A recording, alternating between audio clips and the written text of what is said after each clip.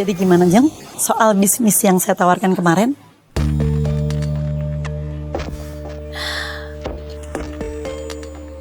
Pasti menjanjikan dong. Kalau saat itu nggak menjanjikan, nggak mungkin kan itu saya tawarin buat Jeng. Mungkin bukti video ini bisa bikin ibu sadar kalau suaminya itu bukan laki baik.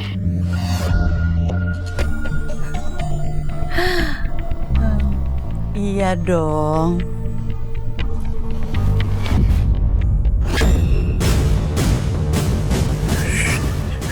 Diam, jangan berisik kamu ya. Kamu main-main sama saya ya. Saya bisa ngabisin kamu sama ibu kamu sekalian. Oh, kamu masih video ini sama ibu kamu kan? Iya kan? Tidak bisa. Kamu pikir kamu siapa? Coba ya, kalau kamu berani main-main sama saya akan beneran ngabisin kamu. Nih.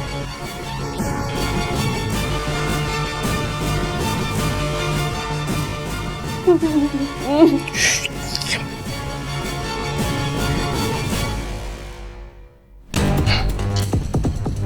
Kamu jangan berisik. Jangan ribut.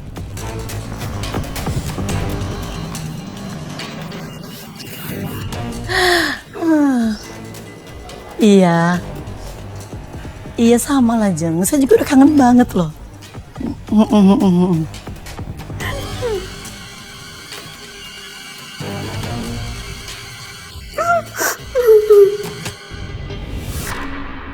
Jadi video yang dihapus oleh Pak Niko itu gak bisa dikembalikan lagi, Mbak. Iya mbak, itu semua dihapus secara permanen mbak.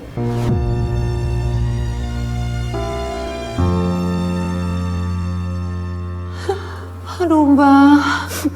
Aduh, sayang banget. Satu-satunya bukti malah ketahuan sama Pak Niko.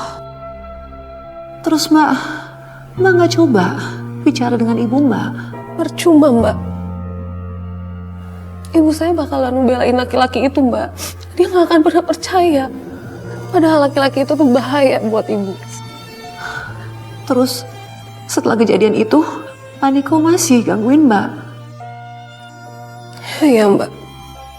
Bahkan ada satu kejadian yang akan saya ingat seumur hidup saya mbak.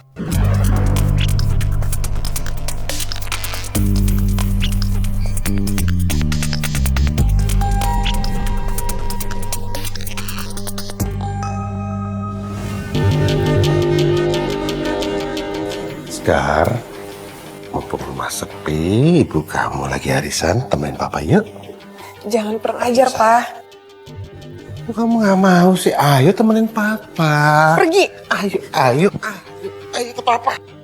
Oh.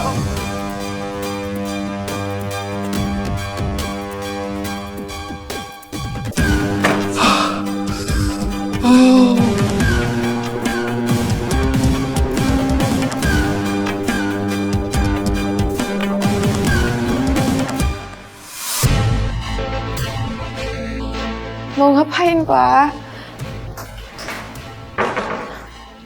Kamu melayani papa. Oh. Jangan pak. Tolong pak, pergi pak. Sekar, dengar papa. Kalau kamu tidak mau melayani papa, nyawa ibu kamu papa habisi.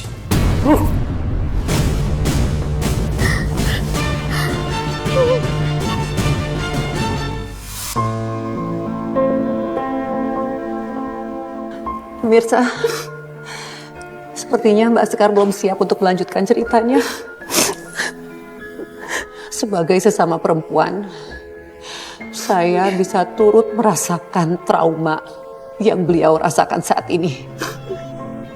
Pasti tidak mudah untuk menceritakannya.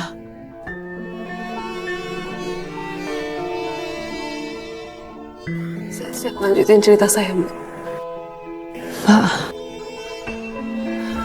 Mbak benar-benar yakin Mbak mau lanjut menceritakan. Walaupun ini aib buat saya.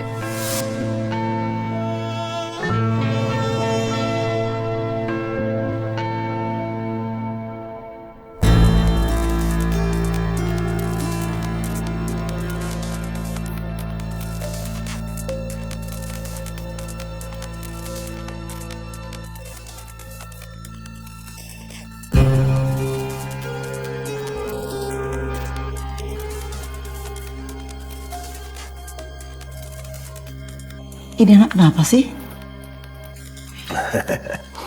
Palingan juga lagi berantem sama pacarnya, Ma.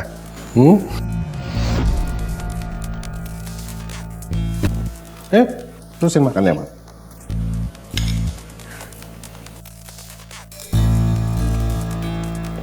Sekar, kamu kenapa sih? Dari tadi saya perhatiin kok kayak orang ketakutan gitu.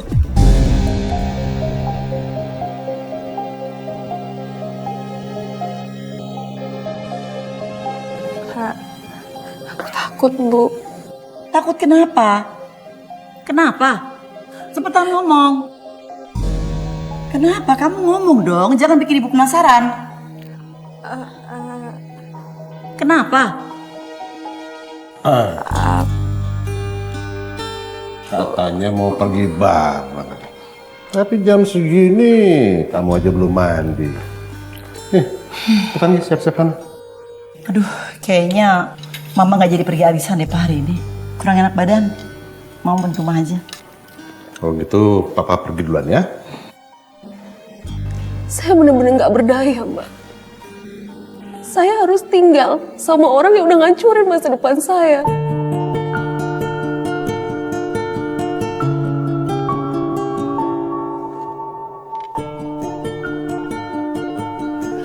Setiap kali saya lihat dia, rasa trauma saya rasanya muncul, Mbak.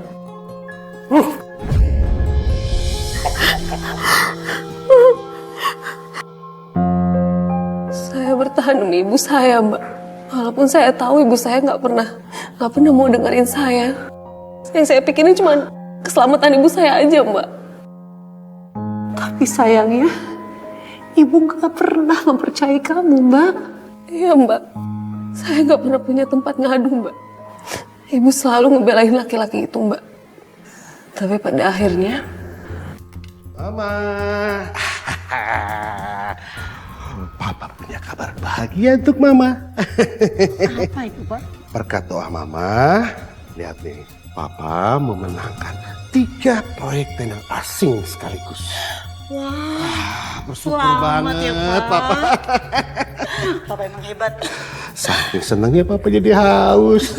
Ntar ya, Papa ngambil dulu. Tunggu dulu. Biarin aja biar sekarang ngambil, Pak. Ya? Gak apa-apa, Papa udah haus, mah. Udah gak tahan. Ya.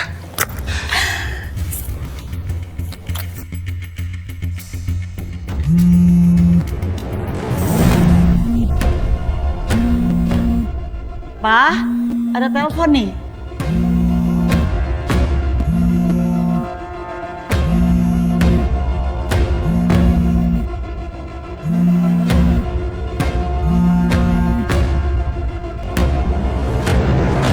Halo, sayang. Aku udah jalan loh ke Hotel Jaya Bahagia. Kamu udah jalan belum? Halo, sayang. Kok diem aja sih? Saya istrinya Mas Niko. Kamu siapa? Halo?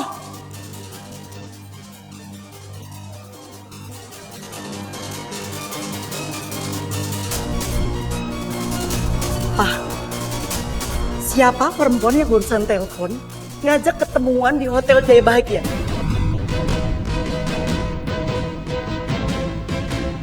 Selingkuhan Papa ya? Mama ini kok lancang ya? Lancang bener, Mama buka-buka HP Papa. Alah, Papa tuh gak usah ngeles. Tinggal jawab aja, Papa selingkuh kan? Ma, dia itu bukan siapa-siapa. Dia cuma staf Papa. Tetap kantor ketemunya di hotel. Papa pikir Mama ini bodoh, iya? Papa ngaku aja, Papa selingkuh kan? Kalau memang iya, emang kenapa? Oke, Papa akui. Papa punya selingkuhan, jelas. Papa jangan! Apa? Hai, jelas. Dia lebih cantik daripada Mama. Hah? Makanya Papa lebih milih dia. Sudah tua! Hah?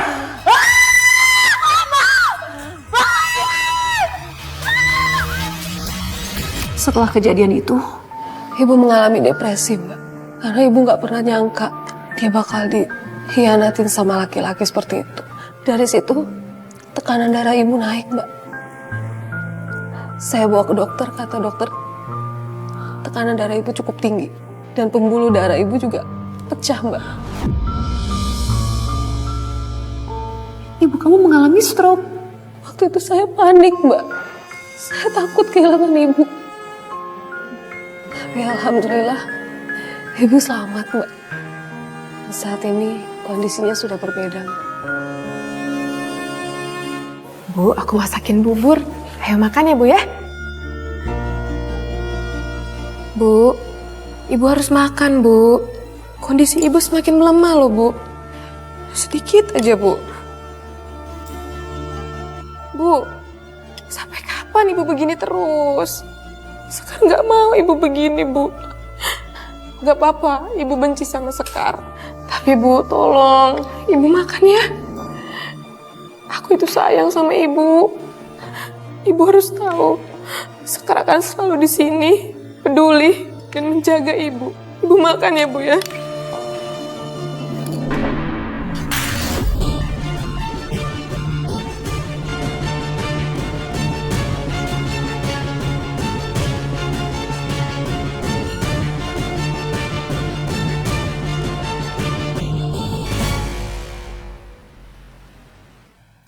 Iya sayang, baru aja ketemu sama kamu.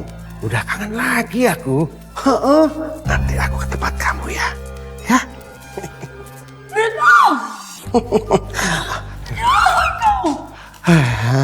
Ya udah, nanti aku telepon kamu lagi ya. Kamu ngomong apa barusan? Aku nggak dengar. Coba, kamu cemburu ya? Hah? Kamu bisa cemburu juga sama aku.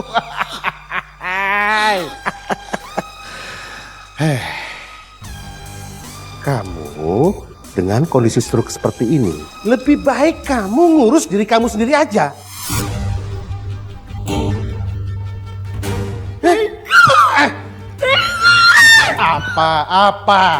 Apa? Dengerin aku. Aku tuh sudah bosan mendengar semua ocehan kamu itu. Apalagi kamu sudah stroke kayak gini. Apa yang aku bisa harapin sama kamu? Apa?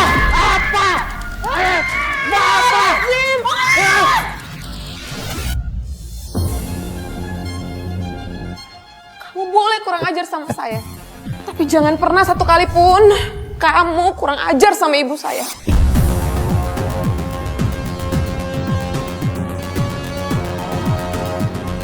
Berani sama saya? Hah? Berani? Ayo ikut sama saya. Hah? Ayo. Kamu berani lawan saya? Ayo. Berani kamu? Ikut. Kamu sudah berani lawan saya ya? Diam kamu. Saya bisa habisin kamu sekarang juga. Mau kamu saya habisin? Hah? Saya sudah bilang, kamu tuh lawan saya.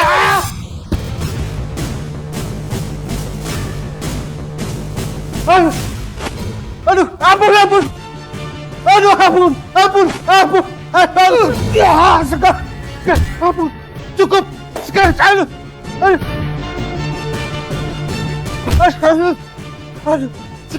Sekar, cukup, ampuni Papa. Udah, ampun, sakit. Sekar, tolong, ampunin Papa minta maaf. Jangan macam-macam ya, Pak. Kamu harus layanin Papa. Ih, nggak mau.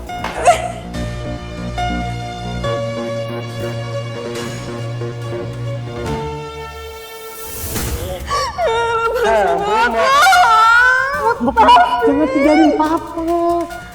Coba jangan teriak. Jangan teriak ya.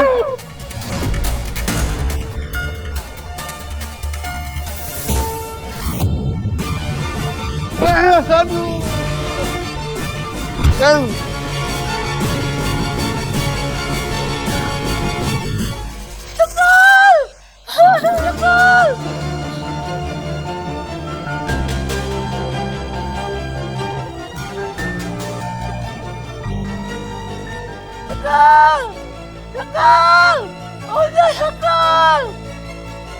Kalau waktu itu ibu nggak teriakin saya udah bunuh laki-laki itu mbak.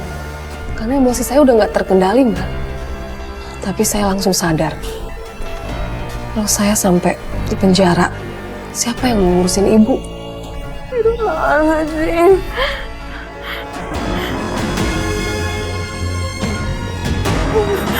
Ibu.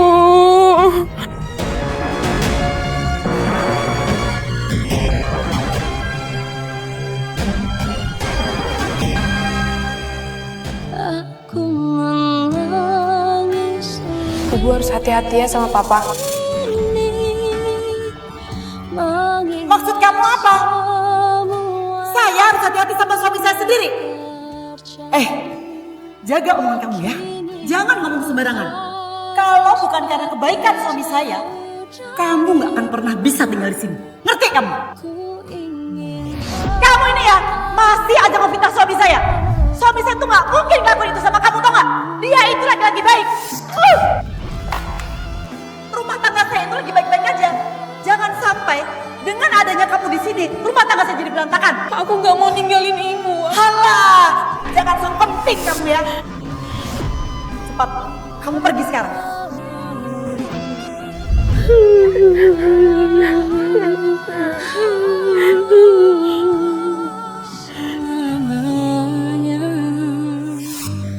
Lalu bagaimana dengan mantan suami ibu? Saya udah nggak mau tahu sama laki-laki itu mbak. Tapi terakhir yang saya dengar, dia lumpuh. Semua perempuan selingkuhannya ninggalin dia. Dan hartanya juga habis buat pengobatannya dia. Jadi setelah kejadian itu, Mbak bawa ibu pulang ke kampung? Iya, saya bawa ibu ke rumah nenek saya. Tempat saya tinggal dulu. Kita mulai semuanya dari nol mbak. Berarti sekarang, ibu sudah bisa menerima Mbak dengan sepenuhnya. Iya mbak, alhamdulillah. Saya terus senang mendengarnya Mbak. Karena bagi seorang anak, tidak ada kebahagiaan yang lebih besar dari melihat ibu bahagia. Lalu bagaimana kabar ibu sekarang? Alhamdulillah ibu sehat. Saat ini ibu ada kok di sini. Ibu ikut hadir? Ada ibu di studio? Iya. Ada? Ada. Mana Mbak? Ibu. Ibu apa kabar ibu? Alhamdulillah mbak, saya sudah sehat. Aduh ibu, semoga sehat terus ya ibu ya. Terima kasih ya mbak. Pemirsa Catatan Hati Perempuan, kisah Mbak Sekar ini mengingatkan kepada kita semua, terutama para perempuan, bahwa keluarga adalah harta yang paling berharga. Jangan pernah menyia-nyiakan keluarga demi orang lain yang belum tentu tulus kepada kita. Terima kasih telah menyaksikan Catatan Hati Perempuan. Sampai jumpa di episode berikutnya dengan kisah-kisah yang penuh pelajaran hidup bagi kita semua.